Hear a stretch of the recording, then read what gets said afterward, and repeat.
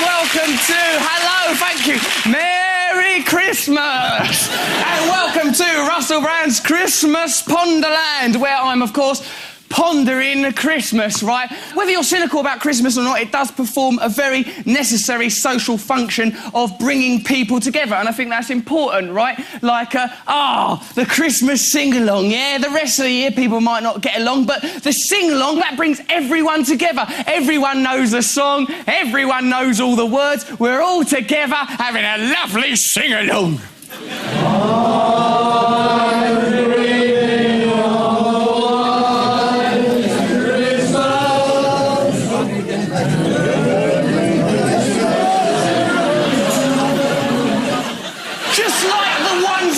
To know. That's not the bit where you forget it. I'm dreaming of a white Christmas. Just like the ones I used to know. The next bit, there'll be sleigh bells ringing. All right, that gets a bit confusing there. Then it does get a little bit into American Pie territory. Bye, bye, Miss American Pie. Drove a Chevy to the levee in American Pie. That bit of it, that's the easy bit, just like the ones I used to know. Don't have a Christmas sing-along with them. Oh, jingle bells.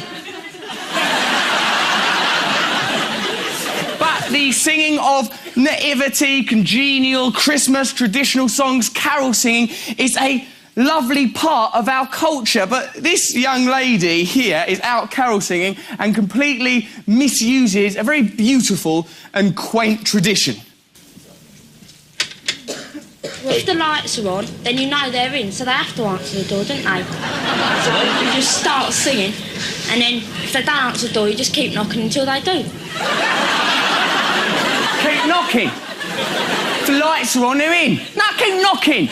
I'll knock their fucking skulls in if I jingle bells, jingle all the way.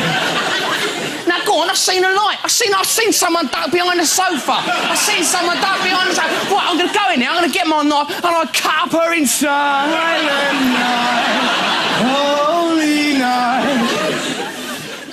Integral to our understanding of Christmas is the nativity, the mythology and magic of the birth of Christ. And like, I can understand if you're conveying the story of the nativity to children, you might try and demystify it a little bit. But if you remove all the nuances from the nativity for the comprehension of Cockney children, you're left with a pretty bloody stupid story. Mary was having a baby. Her tummy was big and round. She had to go on a donkey. Her tummy was aching. If I was Mary and had to go to Bethlehem, I'd be puffed out going all that way.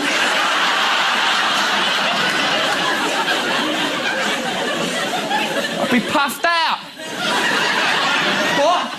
Come all this way to sleep in a fucking barn? I'm up the fucking duff, and I'm reading this Bible. Theology makes me all puffed out. So how are these Cockney children going to understand the deep theological complexity of the Immaculate Conception? Long time ago, in a place called Nazareth, a man called Joseph was engaged to a lady called Mary. An angel come down to visit Joseph and told him that Mary was going to have a baby, but he didn't understand because he didn't do anything. So do nothing. Incredibly, that 8-year-old boy has exposed a huge flaw in Christian ideology. Hold on a second, ain't she just lying because she's a slag? Immaculate Conception? You're having a laugh, and you sweetheart. Tell me his name! This is very beautiful because here they are trying to understand the magical concept of angels, celestial beings, and through the eyes of one child, the angels somehow maintain their magic, these incredible beings dancing through the sky. How will a child understand that? Oh, they're like a dicky bird. Oh, they drop it. She mispronounces dropped, bless her, she's such a little sweetheart. But then listen to the second boy. I like angels because they can fly a lot. If they didn't have wings, they couldn't fly. They fly in the air and people can see them. They fly like dicky birds. They fly like stars dropping. I think angels are sexy.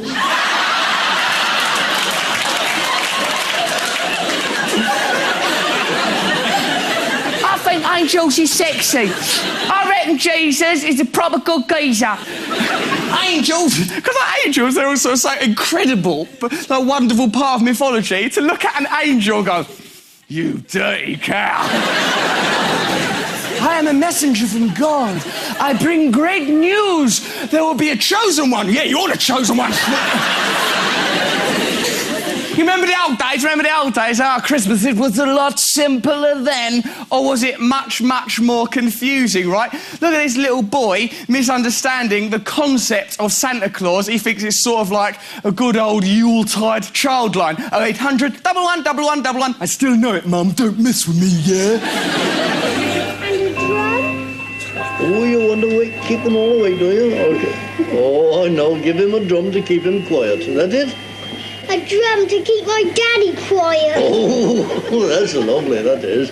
Is he a noisy daddy, then? Yes. Oh, dear. He isn't really, only at 4:30 in the morning, isn't he? Yes. Yes. What does Daddy do? Tell Father Christmas.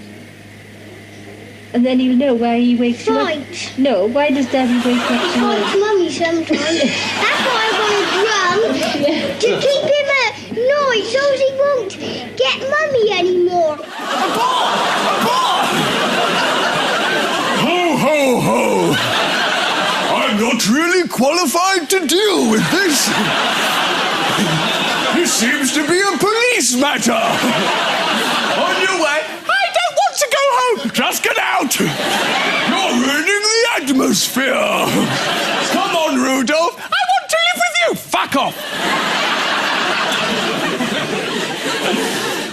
Right, Christmas doesn't really make sense, actually, because, like, the concept of Father Christmas, that's mental. And if you are going to sanction that in shopping centres with grottos and everything, don't then employ a really bizarre, dubious character. Yeah, I've been working in the grotto trade quite a while, and I tend to... One thing I have learned is at very early stages, try and get shot of anyone who you think might be a bit noncy. Do you ever have any accidents?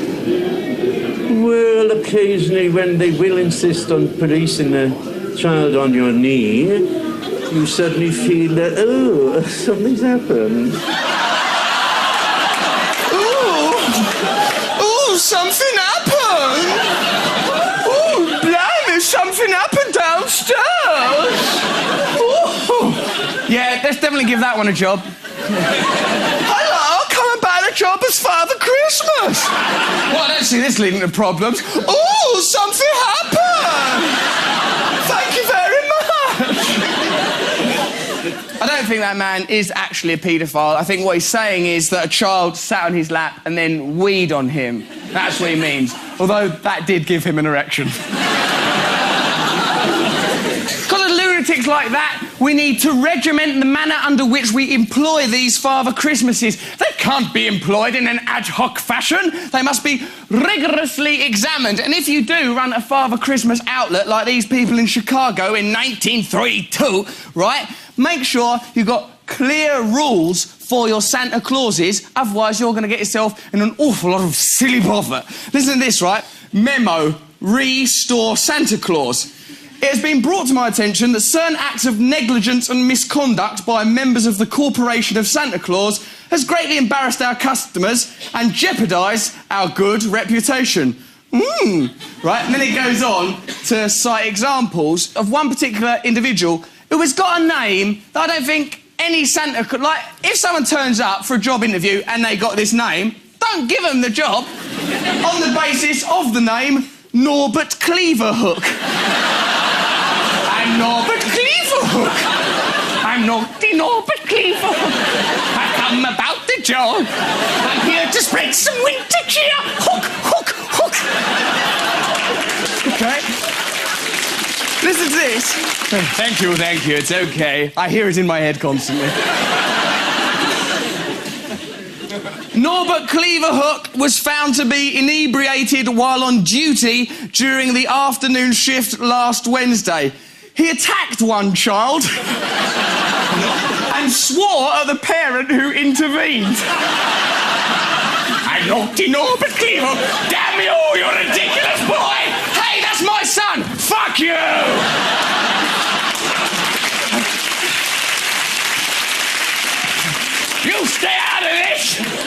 for the parent. The parent's not intervening if it's their child. Oh, sorry, I was obeying my maternal instinct to protect my son. It's between me and him.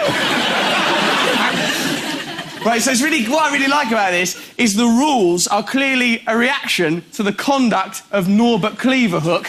This is a very beautiful rule. Do not force your character of Santa on non-believers. Please, Norbert, we're just trying to enjoy Ramadan. Ho, ho, ho. Let us worship. Santa should keep his hands in plain view at all times. Cleaverhook. Touching of children is only permitted in safe zones. It's not clear what they mean by safe zones. Does that mean in the grotto or sort of on the calf or the tummy or the hip? Hey! I only touched him in the safe zone! Norbert, that was his anus. Come on, tap the brake!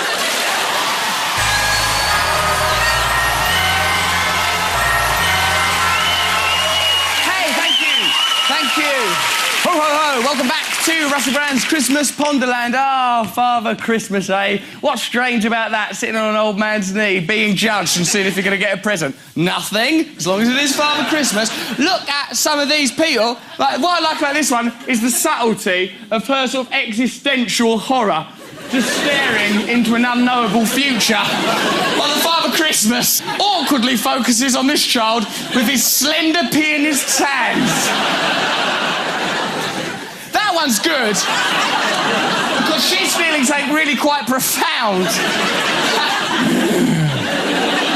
Season's greetings. And then, of course, finally, me! That's me! Yeah, I know. But I wasn't enjoying that experience, perhaps because what I was actually watching was a man very slowly devouring a sanitary towel.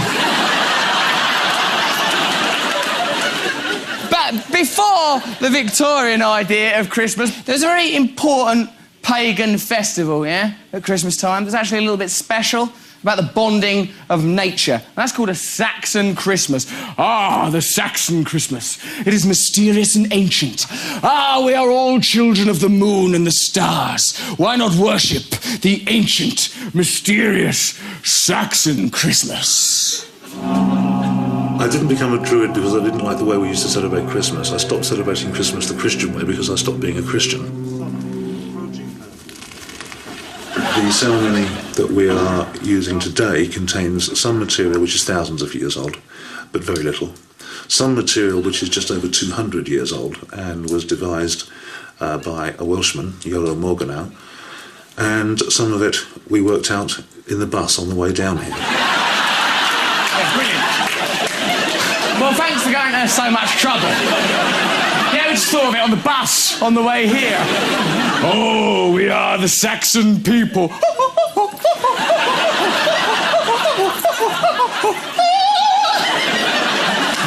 Oh, Saxon Christmas. Love the job you hate. That's Mr. Muscle. Well, it doesn't matter, we thought of it on the bus. But at least a Saxon Christmas, at least it was still religious, at least it was truthful, at least it was in touch with the earth. Now Christmas is entirely about consuming, stuffing yourself full of booze and chocolate. And no wonder people become chocoholics, although actually I resent the term chocoholic because that is offensive. Right? It's not grammatically correct, chocoholic. It doesn't even make sense with alcoholic if you think about it. And plus, you know, chocoholic has a lot of negative connotations, so don't call people chocoholics. In fact, we need to think of a word for chocoholics with absolutely no negative connotations. Many people use the word chocoholic. Idiots. I'm not too keen on that word. I think one tends to think of alcoholic. I don't think that's quite the right word. I prefer the word chocophile. Much better. Much better. Chocophile. No negative connotation. Thank God you cleared that up. You might as well say, I don't like chocoholic. I prefer to say I'm suffering from Ferrero Rochers. One of the things we can all agree is wonderful about Christmas is we show untypical compassion to one another, don't we? If we're like a little bit miserable the rest of the year, solipsistically trundling along in a box of isolation. Merry Christmas! Hello! Ah, it's jolly old Christmas. Even these people who fight for a job, doormen, bouncers, muscle, even they get a little bit more jolly around Christmas. Christmas, we're dealing with thoroughly decent family people that turn into arseholes. Hey, all right, fair enough, that was a little bit cynical of them, but there's one day of the year all doormen agree is worse than any other, and they've got a catchphrase to describe that day, and it's a good catchphrase, and they are rightly proud of that brilliant catchphrase. Today is Nasty Friday, the last Friday before Christmas, and generally reckoned to be the worst night of the year. I think it's me that started calling it Nasty Friday. It's always been a particularly nasty night. I can remember going back 30, 40 years ago in London when it was a nasty night. Sounds pretty nasty. Nasty Friday, wow. You know, they're hard guys, right? So if they say it's nasty, we got to assume this is pretty dark, what's going on, right? Nasty Friday! What are the horrors of Nasty Friday? I'm terrified to listen to what went on. Friday, especially the nasty sort of Friday, really. You've got a bad cocktail, haven't you? We chucked a guy out of a pub once on Nasty Friday. He was acting in a terrible state. He was spilling beer over people. He was calling women tarts, saying that's not a skirt, that's a belt. You know, really taking a mickey out of women. That's nasty. I think what you're describing is mildly hurtful Friday. He was calling women tarts, right? No, he was out of his mind. I don't know if he was on crack or what. One fella, he come up to me to shake my hand, then at the last minute he took it away and went like that. Right? One fella said I got something stuck on the sole of my shoe, and as I looked like that, he went, "Oh, hello, sailor." Hey, there's no excuse for that, even on Nasty Friday.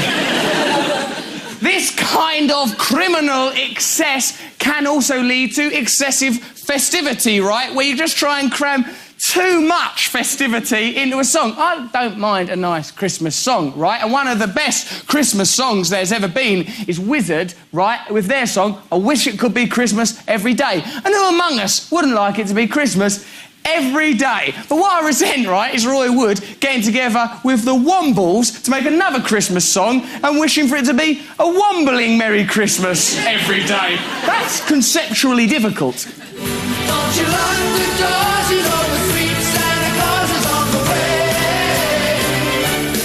Well, I wish it could be a wombling Merry Christmas every day. It doesn't stop. I wish it could be a wombling Merry Christmas every day. It's going on too long. That's too much. What? Also, I wouldn't mind a wombling Merry Christmas for about an hour. I don't want one every day. That's too mental. Oh, this wombling Merry Christmas is going well. Yeah, let's have it for infinity. Let's never ever stop a wombling Merry Christmas. It's right for the Wombles. They're already Wombles. So the wombling aspect has been dealt with. For them, all they've got to have is a Merry Christmas every day. But if you're not a Womble, you've got to get into being a Womble and then have a wombling Merry Christmas every day. That's too much. But perhaps, bless them, perhaps that was a more innocent and in some ways a more beautiful time, right? Because now Christmas has just become about, well, it's commercialisation, right? It's about consumerism. But fortunately, some people, some members of the clergy understand that. Some vicars, they're a little bit out of touch. Not this guy, though. He's a vicar that at last understands young people and understands the world of commerce and advertising and those, you know, those Christmas jingles and the promotional tools that you hear around Christmas, you know, those constant adverts that are always on. I often think about that jingle that you hear in the shops. It's not a carol. The 12 Days of Christmas. My true love sent to me a partridge in a pear tree. Well, it always seems pretty absurd. And it's in the shops because it actually is there to encourage us to buy partridges in pear trees. No, it isn't. That is a carol. You can't buy a partridge partridge in a pear tree. That's not, oh, these bloody partridges in pear trees, they're everywhere. It's a new Buzz Lightyear. That song is not an advert. What about when it gets to 8 maids a milking and 10 lords a leaping? You can't sell them in Argos. 8 maids a milking, only from Tommy. But naturally, consumerism does lead to more crime. But some criminals, at least, are focused and incredibly professional. Look at this thief, right?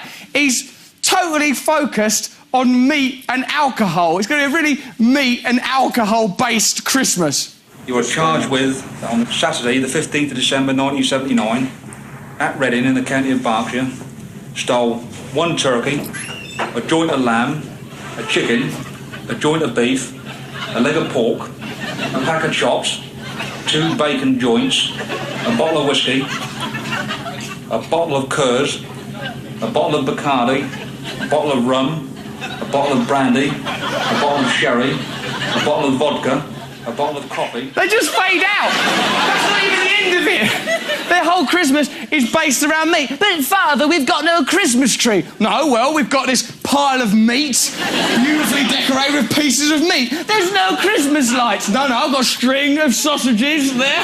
We've got too much of a meat-themed Christmas, right? And also, being poor, like, it don't matter if you're poor at Christmas. It don't matter what the gift is, as long as you put some love into it.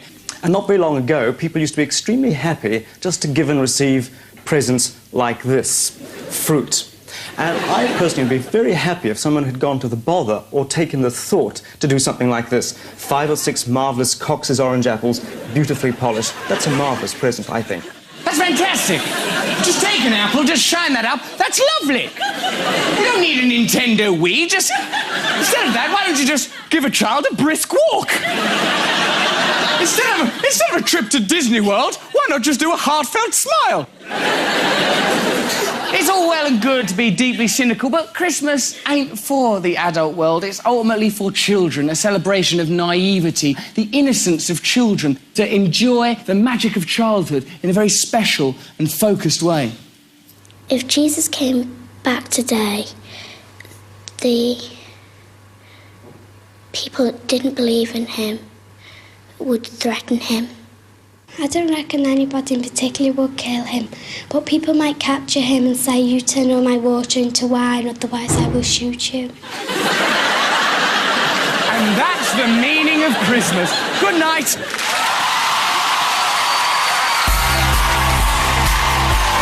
Moss is Jen's husband for a tenor in a school reunion nightmare next. It's the IT Crowd. And at 12:15, Elvis Costello has an invite to meet Rufus Wainwright for a chat and a sing. I think we'd better. Did he say join us after the break? No. I'm going to watch Casualty.